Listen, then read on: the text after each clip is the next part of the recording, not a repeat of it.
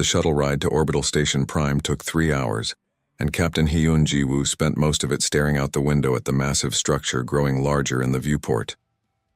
The station looked like a silver flower blooming in the darkness of space, with petals made of metal and glass that stretched for miles in every direction. Ships from dozens of alien worlds docked at various ports, their design so different from human vessels that Ji-woo felt like she was looking at abstract art rather than functional spacecraft. She wore her dress uniform, the dark blue fabric crisp and formal, with a line of medals across her chest. Most of those medals came from battles she would rather forget. The largest one, a star-shaped piece of silver, hung slightly lower than the others. That one came from the siege of New Seoul, where she had held a position for 18 days against impossible odds. 30,000 soldiers had entered that city. Only 400 walked out. Ji-woo had been one of them. The shuttle docked with a soft thump, and Ji-woo gathered her things. A young officer named Dae Sung-min waited for her at the airlock. He stood at attention, his own uniform perfectly pressed, though he wore far fewer medals than Ji-woo. Sung-min had served in the later years of the unification campaign, after the worst of the fighting had ended. "Captain," he said, saluting. "Ambassador Kang is waiting in the diplomatic quarters. She wanted to brief you before the hearing." Ji-woo returned the salute and followed him through the corridors of the station. The walls were made of some smooth material that seemed to glow with its own light. Aliens of various species moved past them, some walking, some floating, some moving in ways that seemed to defy physics. None of them paid much attention to the two humans. Earth was still new to the galactic community, still trying to prove it belonged here. Ambassador Kang Soo-bin met them in a small room with a window overlooking the vast curve of space. She was a tall woman in her 50s with gray streaking her black hair and lines around her eyes that came from years of difficult negotiations. She did not look happy. "They're going to try to intimidate you," Soo-bin said without preamble. "The Council thinks humans are primitive. They've read our history, seen our wars, and they've decided we're too violent for civilized society." Ji-woo sat down in one of the chairs and folded her hands in her lap. "What do they want me to do?" "Pass their test. They're going to show you something. Probably combat footage from their own military history. They want to see if you understand what real warfare looks like." Soo-bin's voice carried a note of frustration. "They think our conflicts were just tribal squabbles with bigger weapons. And if I don't pass?" Ji-woo asked. "Then Earth stays isolated. No trade agreements, no defensive pacts, no access to their technology or knowledge. We'll be alone in the galaxy, surrounded by species that think we're too dangerous to approach." Soo-bin moved to the window and stared out at the stars. "Everything we've worked for over the past 5 years, all the diplomatic bridges we've built, it all depends on what happens in that chamber today."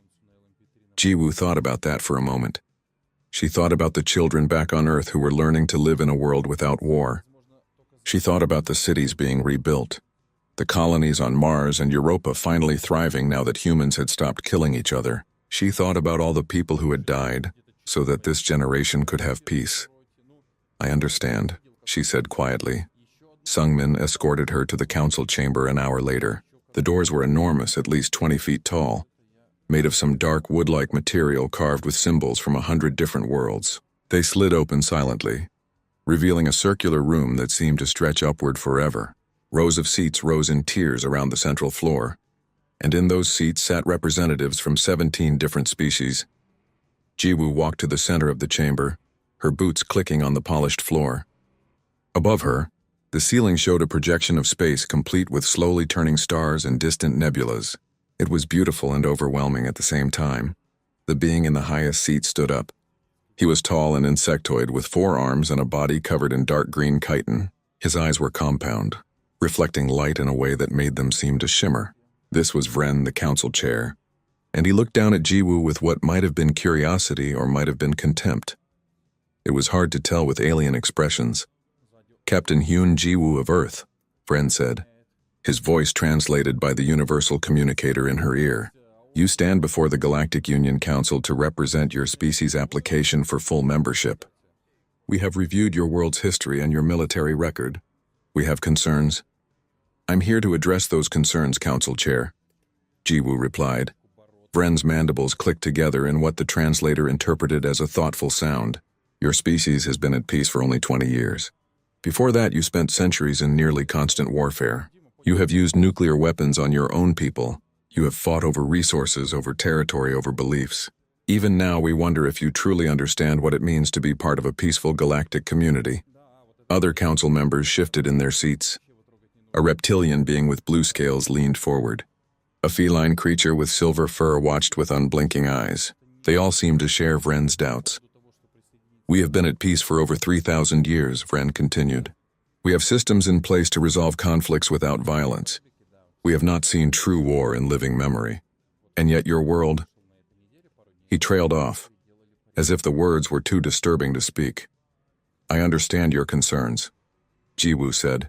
Her voice remained calm and level. We do not think you do, Vren replied, which is why we have prepared a demonstration. We will show you what galactic warfare truly looks like. We will show you the level of violence that the Union occasionally faces, so that you understand the responsibility and sacrifice required of our members. The lights in the chamber began to dim. Holographic projectors hummed to life around Jiwoo, creating walls of light that surrounded her completely. She stood in the center, waiting, her hands clasped behind her back in a military rest position. Vren's voice came from somewhere above her. Watch carefully, Captain. What you are about to see represents the worst conflicts our civilization has known in recent history. These are the nightmares that haunt our military commanders. This is what we mean by war. The first image appeared in the holographic display, showing two ships in the darkness of space. Jiwoo watched as the demonstration began, unaware that everything was about to change. The holographic walls lit up with brilliant colors, and Jiwoo found herself standing in the middle of space. Stars surrounded her on all sides, and two ships hung in the darkness ahead. They were beautiful vessels, sleek and elegant with smooth curves and glowing lights along their hulls. One ship had markings in blue, the other in red. Both looked pristine and untouched. This is the Kelroth border incident, Vren's voice announced from somewhere above. It occurred 40 years ago and represents one of the most violent confrontations in recent galactic history. Jiwoo watched as the two ships began to move. They circled each other slowly like dancers in zero gravity. Then the blue ship fired. A beam of pure energy shot across the space between them, striking the red ship's aft section. The red ship's shields flared with light, absorbing most of the impact. The red ship returned fire. Another beam lanced out, this one hitting the blue ship's forward section. Again, shields absorbed the energy. The ships continued their careful dance, firing precisely targeted shots at specific systems. Each hit was calculated and deliberate. Jiwoo noticed that neither ship was trying to destroy the other. They aimed at weapon systems, at shield generators, at propulsion units. The goal seemed to be disablement rather than destruction. The entire engagement lasted 4 minutes and 12 seconds by her count. Then both ships broke off and retreated to safe distances. 3 beings died in that conflict, Vren said, his voice heavy with what the translator interpreted as sorrow. 3 souls lost to the chaos and brutality of war. Families were shattered. Communities mourned. It took 2 years of negotiation to resolve the territorial dispute that caused this tragedy. The holographic scene faded, and a new one took its place. Jiwoo now stood in the middle of a city street. Buildings rose on both sides, and the sky above showed an alien sun hanging low on the horizon. The architecture was strange, with towers that twisted like corkscrews and bridges that seemed to float without support. This is the Verdian Rebellion, Vren continued. 120 years ago, a colonial world rose up against its governing council. What you are about to witness is considered the bloodiest ground combat in modern galactic history. Viewer discretion is advised. The scene came to life. Soldiers in powered armor moved down the street, their weapons held ready. They wore full helmets with visors, and their movements were cautious and professional. Around them, civilians fled into buildings or huddled behind barriers. From the far end of the street, rebel soldiers emerged. They also wore armor, though theirs looked older and more battered. The two groups saw each other and immediately took cover behind walls and vehicles. Then the fighting began. Energy weapons discharged with bright flashes of light. The soldiers fired at each other with careful aim, each shot precisely targeted. When someone was hit, their armor absorbed most of the damage, and medical teams immediately rushed forward to pull the wounded to safety. Jiwoo watched for 6 hours of compressed footage. The battle moved through different parts of the city, different streets and buildings. She saw soldiers breach doorways, clear rooms, and secure positions. She saw rebels surrender when their positions became untenable. She saw the government forces using non-lethal suppression weapons more often than lethal ones. At the end of the 6-hour engagement, the translator provided statistics. 17 casualties total, 43 wounded, all expected to make full recoveries. The city's infrastructure remained largely intact. Most civilians had been successfully evacuated before the fighting intensified. 17 souls, Vren said quietly. 17 beings who will never return home. This conflict haunts our military academies to this day. We study it as an example of how quickly violence can spiral out of control, how easily lives can be lost when diplomacy fails. The city faded, replaced by a new scene. This time Jiwoo stood on the bridge of a warship. Around her, alien officers sat at stations, monitoring displays and calling out information. Through the main viewport, she could see a fleet of ships in formation. This final scenario is a simulation, Vren explained. It represents the Therax invasion, our worst-case military scenario. This has never actually occurred, but it is what we train for. It is what keeps our military commanders awake at night, fearing it might one day become reality. The simulation played out. The fleet engaged an enemy force that seemed to match them in size and capability.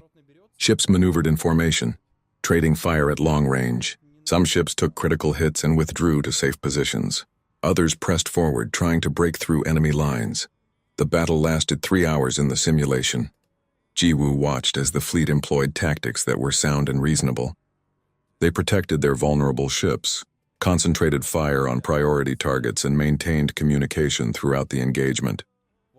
When they won, it was through superior coordination and strategy rather than overwhelming force. The final statistics appeared in the holographic display. Projected casualties for such an engagement, 193 beings. Estimated recovery time for the fleet, 6 months. Psychological trauma support required for all surviving personnel. Extensive. 200 souls, Vren said, and his voice carried true horror now. Can you imagine, Captain? 200 beings dead in a single battle? It is unthinkable. It is the nightmare scenario that justifies our entire military structure. If we ever face a threat that could cause such losses, we must be prepared to prevent it at any cost. The holograms faded completely, and the lights in the chamber slowly returned to normal brightness. Jiwoo stood in the center of the floor, blinking as her eyes adjusted. Around her, the council members leaned forward in their seats, watching her reaction carefully. She realized they expected her to be shocked. They expected to see fear or horror, or at least respect for the violence they had shown her. They expected her to understand that galactic warfare was beyond anything humanity had experienced. Instead, Jiwoo felt a yawn building in her throat. She tried to suppress it, but it came anyway, making her jaw crack slightly. She covered her mouth politely and blinked again. Vren stared down at her, his compound eyes reflecting the chamber's lights. You understand now, Captain? You comprehend the level of violence the Union occasionally faces? The sacrifice required of those who wear a military uniform in our service? Jiwoo looked up at him. She thought about what she had just watched. 4 minutes of ship combat with 3 casualties. 6 hours of urban fighting with 17 dead. A simulation that predicted 200 deaths and treated it like the end of the world. She thought about New Seoul, where she had lost 30,000 soldiers in 18 days. She thought about the Terraform Wars, where battles lasted for months and casualties were counted in millions. She thought about every scar on her body, every friend she had buried. Every night she woke up screaming from memories that would not fade. I'm sorry. Council Chair, she said, her voice polite but confused. Was there supposed to be more? I thought that was just an introduction. The chamber fell completely silent. Council members looked at each other, their alien faces showing what might have been shock or disbelief. Vren's mandibles clicked together rapidly, a sound the translator did not even attempt to interpret. Perhaps you did not understand what you witnessed, Vren said slowly. These are the worst conflicts our civilization has faced in centuries. With respect, Council Chair, Jiwoo replied, and her voice remained calm and level. What you just showed me was a Tuesday afternoon during my first deployment. The silence stretched longer. Somewhere in the upper seats, an alien delegate made a choking sound. Another stood up abruptly and sat back down, as if unsure what to do with the information they had just heard. Vren leaned forward, his forearms gripping the armrests of his chair. "Explain yourself, Captain." Jiwoo met his compound eyes without flinching. "May I have permission to present Earth's Military History Council Chair? I think there has been a misunderstanding about what human warfare actually looks like." Vren glanced at the other council members, and Jiwoo saw several of them nod. "Permission granted," he said. "Show us what you mean." Jiwoo pulled a small data device from her uniform pocket and connected it to the council's holographic system. Her hands were steady as she worked, though inside she felt old memories stirring like sleeping monsters. She had not looked at some of this footage in years. She had tried very hard not to think about it. "What you're about to see is from the Terraform Wars," she said, her voice quiet in the silent chamber. "This conflict lasted 4 years, from 2247 to 2251. It was fought over control of Mars and Europa colonies. By the end, both sides had forgotten what they were fighting for. They just kept fighting because they didn't know how to stop." The holographic display came to life again, but this time the images were different. The ships that appeared were not sleek and elegant. They were brutal machines covered in armor plating and weapons, scarred by countless impacts, held together by welds and prayers. 2 human battleships faced each other in the darkness, and both looked like they had already died several times. The ships opened fire, and there was nothing precise about it. Missiles streaked through space by the hundreds. Energy weapons tore through armor. Railgun rounds moved at relativistic speeds, creating blooms of vaporized metal when they hit. The ships did not dance. They charged at each other like wounded animals. Jiwoo watched the council members as the footage played. She saw them flinch when one ship's reactor went critical, creating a ball of nuclear fire that consumed everything within 1,000 kilometers. She saw them lean back in their seats when the surviving ship, heavily damaged and venting atmosphere, deliberately rammed an enemy station rather than retreat. 3.2 million casualties over 4 years, Jiwoo said. "That's military personnel only. We stopped counting civilian deaths after the first year because the numbers were too large to process." The scene changed. Now they saw ground combat on Mars. Soldiers in combat armor fought across the red landscape, using weapons that would have made the Verdian rebellion look like a training exercise. Entire sections of the colonial dome were breached, exposing thousands of civilians to the thin atmosphere. Jiwoo watched the council members as soldiers fought in hard vacuum with breached suits, using their last moments of consciousness to kill one more enemy. A reptilian delegate in the front row made a gagging sound and reached for a waste receptacle. Several other council members looked away from the display. "We learned to fight in conditions that would kill us in minutes," Jiwoo continued. "We learned to keep shooting even when we were dying. We learned that retreat was often more dangerous than advancing, because at least when you were moving forward, you were choosing your own death." The holographic display shifted again, showing Earth this time. Cities burned under mushroom clouds. The date stamp in the corner read 2255, the beginning of the water rebellions. "After the Terraform Wars ended, we came home to a world that was running out of clean water," Jiwoo explained. 40 major cities went to war simultaneously. This footage is from Beijing, but it could have been from anywhere. Chicago, Lagos, São Paulo, Mumbai. They all looked the same after a few months. The council watched in silence as human soldiers fought street by street, building by building, room by room. They watched chemical weapons drift through urban centers, killing military and civilian alike. They watched desperate defenders deliberately collapse buildings on attacking forces, burying thousands under rubble. They watched things that made the Kelroth border incident look like a gentle disagreement. 8 million casualties, Jiwoo said. The water rebellions lasted 3 years before we managed to negotiate peace. We only stopped because we were running out of young people to send to the front lines. A feline delegate named Corin stood up from his seat, his silver fur standing on end. "You did this to yourselves?" His voice shook. "Your own species? How is that possible?" "We had no external enemies," Jiwoo replied simply. "So we made enemies of each other. We were very good at it." The final series of images began to play. These were from the Unification Campaign, humanity's last great war. The footage showed nuclear weapons being deployed, not in theoretical scenarios, but in actual combat. Cities vanished under atomic fire. Armies fought across landscapes so radioactive that their combat armor could only provide protection for a few hours before systems failed. Jiwoo forced herself to watch even though she did not want to. She had been there for parts of this. She had seen things that the cameras had not recorded, things that lived only in the nightmares of survivors. The unification campaign lasted 5 years, she said. 12 million military casualties. We estimate 30 million civilian deaths, but we'll never know the real number because entire population centers were completely destroyed. No record survived. No one survived. She paused as the footage showed something she remembered too well. The siege of New Seoul, where she had earned the Star Medal on her chest. She watched younger versions of herself and her fellow soldiers hold a position that should have been impossible to defend. She watched them die by the thousands, and she remembered every name, every face. The final battle was at New Seoul, Jiwoo continued, and her voice remained steady even though her hands wanted to shake. 30,000 soldiers entered that city to hold it against an enemy force 10 times our size. We held for 18 days. 400 of us walked out. Fren leaned forward in his seat, all 4 of his arms gripping the armrests tightly. Why? He asked, and the translator captured genuine incomprehension in his voice. Why would you fight with such ferocity? Why would you accept such losses? Because we thought we had to, Jiwoo replied. Because we thought victory was worth any price. Because we had been fighting for so long that we didn't remember what peace looked like. The holographic display faded, leaving the chamber in normal lighting again. Jiwoo stood in the center of the floor, surrounded by alien delegates who stared at her with expressions she could not interpret.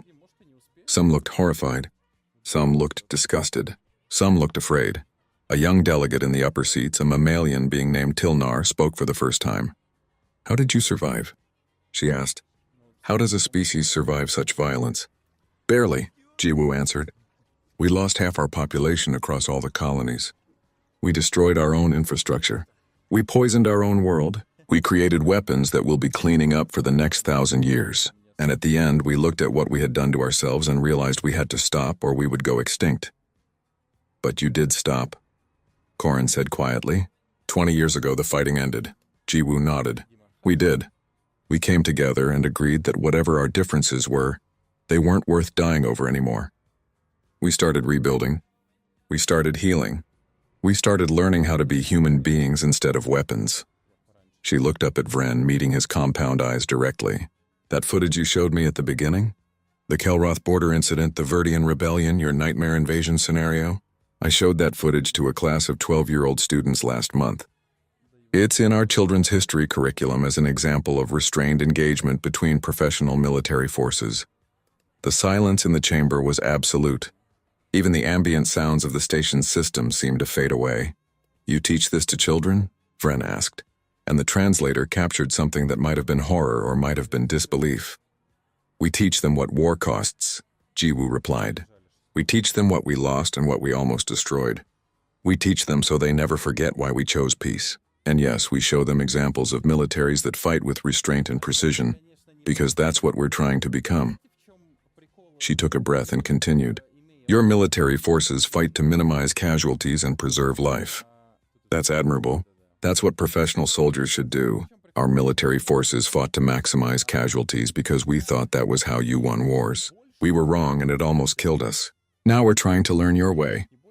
But we'll never forget our way because forgetting would mean dishonoring everyone who died teaching us that lesson. Vren sat back in his chair, all 4 arms folding across his chest. Around him, the other council members whispered to each other in dozens of languages. Jiwoo stood quietly and waited. She had said what needed to be said. Now it was up to them to decide what it meant. Finally, Vren raised one arm for silence. The chamber quieted immediately. This council needs time to deliberate, he announced. Captain Hyun Jiwoo, you are dismissed. We will call for you when we have reached a decision regarding Earth's application for membership.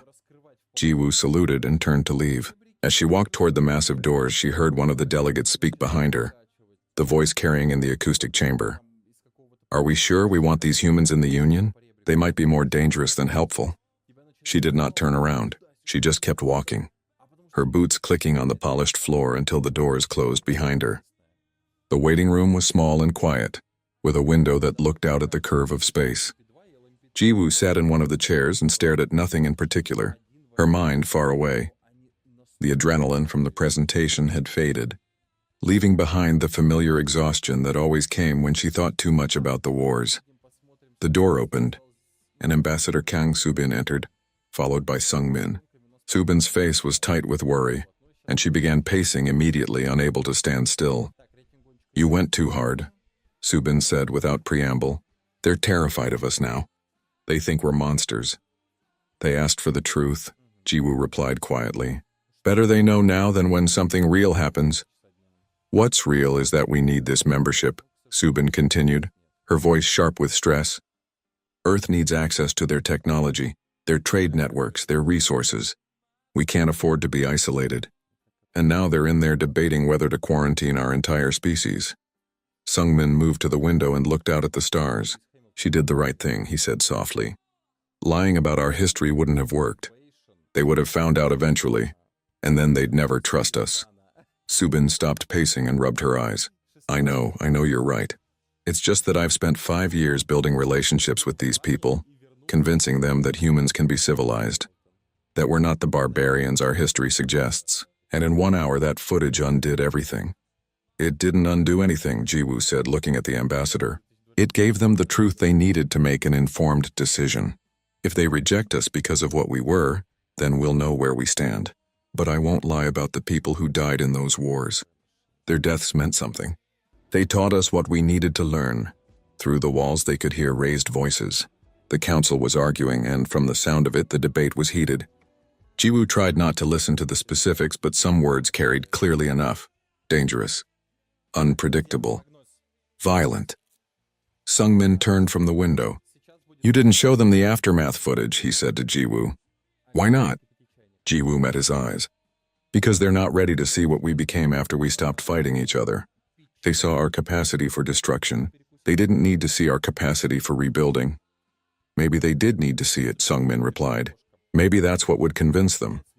Before Jiwoo could answer, the door opened again. An aide, a young insectoid being with delicate features, gestured for them to return to the council chamber. The debate had ended. A decision had been reached. They walked through the corridors in silence. Jiwoo noticed that the other beings they passed now looked at them differently. Word must have spread about the presentation. Some aliens stepped away as the humans approached. Others stared with what might have been fear or curiosity or both. The council chamber doors opened, and Jiwoo entered alone. Subin and Sungmin had to wait outside this time. The chamber felt colder than before, or perhaps that was just Jiwoo's imagination. The council members sat in their seats, and none of them looked happy. Friend stood up, and the chamber fell silent. "Captain Hyun Jiwoo," he began, his voice formal and measured. "This council has deliberated on Earth's application for full membership in the Galactic Union. Your presentation has given us much to consider." Jiwoo stood at attention, her hands behind her back, her face carefully neutral. "We are divided," Vren continued. "Some among us believe that humanity's violent history makes your species too dangerous to integrate into our peaceful society. They fear that humans might bring war to a galaxy that has enjoyed millennia of peace." A pause. Jiwoo kept her expression steady, though inside she felt disappointment settling like a weight in her chest. They were going to reject the application. Earth would remain isolated. "However," Vren said, and his mandibles clicked together, "others among us believe that humanity's experience with warfare, terrible as it was, could prove valuable. The galaxy has been at peace for so long that we have become complacent. We have forgotten that threats can exist. We have no one who truly understands combat, who has faced violence and survived it." Jiwoo dared to feel a small spark of hope. "Therefore, we have reached a compromise," Vren announced. "Earth will be granted provisional membership in the Galactic Union, effective immediately. You will have access to our trade networks, our technology exchanges, and our diplomatic forums. However, full membership, with all its rights and protections, will be conditional." "What are the conditions, Council Chair?" Jiwoo asked. "In 6 months, we will conduct a joint military exercise," Vren explained. "Human forces will participate alongside our own in a simulated peacekeeping operation. The scenario will involve hostages, insurgents, and civilian populations. It will test your ability to operate within our rules of engagement, to show restraint, to minimize casualties while achieving objectives." He leaned forward, his compound eyes fixed on Jiwoo. "You, Captain, will command the human contingent. If you can demonstrate that humanity has truly evolved beyond its violent past, if you can show restraint and precision and cooperation with alien forces, then Earth will be granted full membership. And if I fail? Jiwoo asked, though she already knew the answer. If even one unnecessary casualty occurs, Vren said slowly. If you cannot demonstrate appropriate restraint, if you revert to the brutal methods shown in your historical footage, then Earth's application will be permanently denied. Your species will be isolated from the Galactic Union indefinitely. The weight of those words settled over the chamber. Jiwoo understood what they were really asking. They wanted proof that humans could fight their way, not the human way. They wanted to see if she could win a battle while treating it like the Kelroth border incident instead of the siege of New Seoul. I accept the conditions, Jiwoo said without hesitation. Are you certain? Vren asked. This is not just about you, Captain. The future of your entire species rests on your performance in this exercise. If you have any doubt about your ability to meet our standards, you should speak now. Jiwoo thought about all the soldiers she had commanded over the years. She thought about the ones who had died following her orders and the ones who had survived because of them. She thought about the children back on Earth who were learning to live without war. She thought about what those children deserved. I'm certain, Council Chair, she replied. Vren nodded slowly. Then it is decided. You have 6 months to prepare. We will provide you with our rules of engagement, our tactical doctrines, and our training materials. Study them well. This council will be watching. The session ended and Jiwoo was dismissed. She walked out of the chamber with her head high and her back straight. But once the doors closed behind her, she allowed herself a moment of uncertainty. Subin and Sungmin were waiting in the corridor. The ambassador's face showed relief mixed with concern. Provisional membership is better than rejection, she said. But this test they're setting up, Jiwoo, it's designed to be impossible. They're asking you to win a battle while fighting with one hand tied behind your back. I know, Jiwoo replied. Sungmin looked at her carefully. Can you do it? Can you fight their way instead of ours? Jiwoo stared out the nearest window at the vast emptiness of space. Out there somewhere was Earth, the planet that had survived so much violence and was now trying to build something better. Out there were millions of people who had no idea their future depended on what happened in 6 months. I suppose we'll find out, she said quietly, if they can survive us learning. They walked back to their shuttle in silence, each lost in their own thoughts. Behind them in the council chamber, Vren sat alone looking at the footage Jiwoo had left behind. He watched the siege of New Seoul again, watched 400 humans walk out of a city where 30,000 had entered. He wondered if the council had made a terrible mistake. He wondered if giving humans a chance was wise or foolish. Most of all, he wondered what kind of soldier could survive something like that and still have enough restraint left to pass the test they had designed. In 6 months, he would have his answer. The galaxy would be watching. 6 months passed faster than Jiwoo expected. She spent most of that time studying the Union's military doctrine, memorizing their rules of engagement, training with her chosen team. 50 human soldiers, all volunteers, all veterans of the unification campaign. They learned to fight the alien way, practicing restraint and precision until it became second nature. Now they stood in Simulation Zone Delta 7, a massive training facility built on an uninhabited moon. The terrain had been modified to resemble a colony world, complete with a small city, farmland, and industrial zones. Somewhere in that city, simulated insurgents held simulated hostages. The mission was simple: rescue the hostages, neutralize the insurgents, minimize casualties. Jiwoo stood in the command center, a temporary structure overlooking the training zone. Around her, holographic displays showed the positions of all forces in the exercise. The human contingent appeared as blue markers on the tactical map. The alien forces, 200 strong from various council species, showed as green markers. The insurgents were red. Sungmin stood beside her, checking his equipment one last time. He had volunteered to be part of her team, refusing to let her do this alone. The other 48 humans were positioned at various points around the city, waiting for orders. In orbit above the moon, the entire Galactic Council watched from a command ship. Vren sat in the center of the observation deck, surrounded by delegates from 17 worlds. They had come to see if humanity could prove itself worthy of membership. The exercise began at dawn. The alien forces moved first, establishing a perimeter around the city and setting up communications equipment. They followed their procedures exactly, methodical and professional. Jiwoo watched them work and felt a strange mix of respect and frustration. They were good soldiers, but they moved like people who had never faced a real threat. Commander Koran led the alien forces, his silver fur bright in the morning sun. He had volunteered for this assignment, saying he wanted to see how humans operated in the field. Now he directed his troops with calm efficiency, positioning them at key intersections and creating a secure zone for potential evacuees. 3 hours passed. The alien forces attempted communication with the insurgents, offering negotiation and peaceful resolution. The insurgent AI, programmed to be difficult but not impossible, refused all contact. The scenario continued as designed.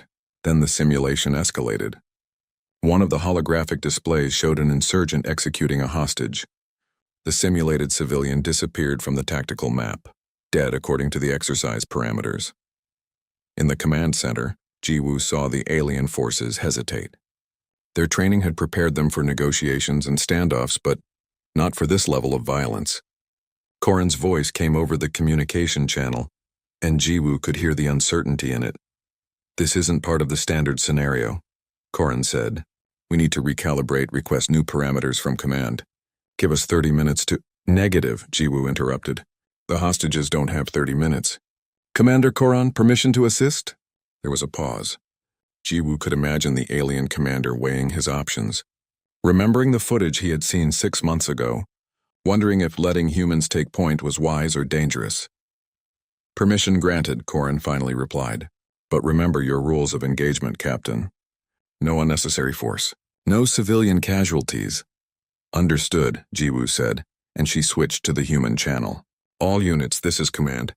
Execute Plan Delta 7, precision strikes only. I want every hostage alive and every insurgent neutralized with non-lethal methods when possible. We show them what controlled aggression looks like." The blue markers on the tactical map began to move. The human soldiers had been waiting for this moment, practicing for it, preparing for the chance to prove that they could fight with restraint. Now they moved into action. In orbit, Vren leaned forward in his chair as the holographic display showed human forces advancing. He watched them split into teams of 3, each team approaching a different entry point to the central building where the hostages were held. Their movements were fast, much faster than the alien forces, but also coordinated with military precision. The humans breached the building from 3 sides simultaneously. The insurgent AI, programmed to respond to threats, opened fire. Energy weapons lit up the holographic display, and Vren felt his mandibles click nervously. This was where everything could go wrong. This was where humans might revert to their brutal methods, but they didn't. The human soldiers moved through the building with shocking speed, but every shot was carefully aimed. They targeted weapons first, then limbs, disabling insurgents without killing them when possible. When they encountered hostages, soldiers immediately positioned themselves as shields, taking simulated hits to protect civilians. 4 minutes and 17 seconds after the breach began, it was over. The holographic display updated with final statistics. All hostages rescued, all insurgents neutralized, 0 civilian casualties. 3 human soldiers had taken simulated injuries, all from deliberately placing themselves between hostages and incoming fire. In the command center, Koran stared at his tactical display in disbelief. "That's impossible," he said over the communication channel. "How did you move that fast? How did you coordinate that precisely?" "Practice," Jiwoo replied simply. "We've had a lot of practice."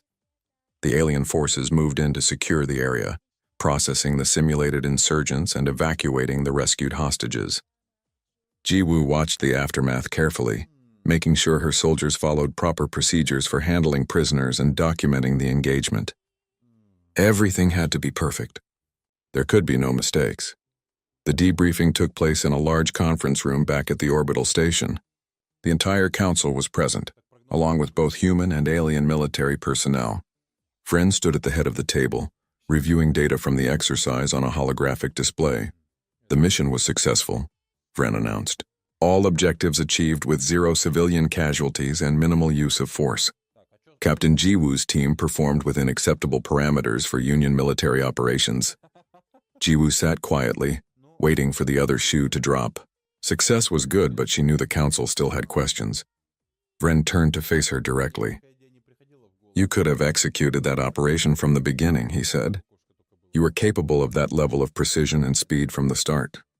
Why did you wait 3 hours while we attempted negotiations? Because you asked us to, Jiwoo replied.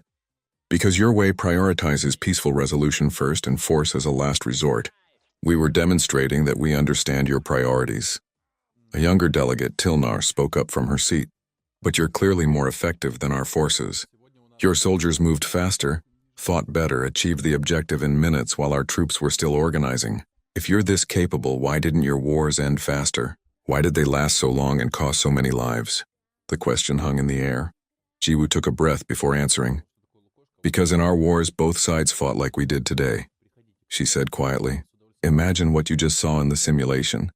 But the insurgents were equally trained, equally equipped, equally desperate. Imagine that every time we breached a building, we faced soldiers who were just as good as we were. Imagine months of that, years of that. She looked around the table, meeting the eyes of various alien delegates. The violence you saw in our history wasn't because we're brutal or imprecise. It was because we became so effective at warfare that only overwhelming casualties could end conflicts. We learned to fight so well that we nearly destroyed ourselves doing it. Understanding began to dawn on the faces around the table. The pieces were clicking into place. Corin leaned forward, his silver fur rippling. So your restraint today wasn't just following our rules. It was choosing not to use capabilities you already possess. Yes, Jiwoo confirmed. We didn't become less dangerous when we chose peace. We just learned when not to use that danger. Vren's mandibles clicked together slowly. I misjudged your people 6 months ago, he said. I thought you were savages who needed to be civilized. Now I realize you're survivors who chose to be better than your past required. The room fell quiet for a moment. Then Vren stood up formally. This council needs to vote on Earth's full membership. All in favor? One by one, hands and appendages of various types rose around the table. Some delegates voted quickly, others more slowly. But in the end, the result was unanimous. Earth would be granted full membership in the Galactic Union. But Vren wasn't finished. There is one additional matter to address, he said. The Council has debated extensively about how to integrate human military forces into our defense structure. We have reached a decision. He gestured to the holographic display, which now showed a map of Union space. The human expeditionary fleet will become the Union's primary rapid response force, not because humans are violent, but because if something ever threatens our 3,000 years of peace, humanity has already survived worse than whatever is coming. Jiwoo felt surprise flash across her face before she could hide it. Council Chair, we're honored, but are you certain? Putting humans in charge of military response is the logical choice, Vren interrupted. Your species understands war in a way we don't. You know what violence costs, so you'll fight harder to prevent it.